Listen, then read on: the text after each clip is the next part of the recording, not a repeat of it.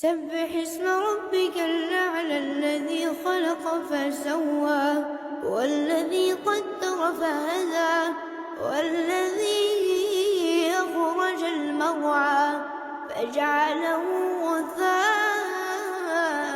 نحوا سنقرئك فلا تنسى إلا ما شاء الله إنه يعلم الجهر وما يخفى ونيسرك لليسرى فذكر إن نفعت الذكرى سيذكر من يخشى ويتجنبها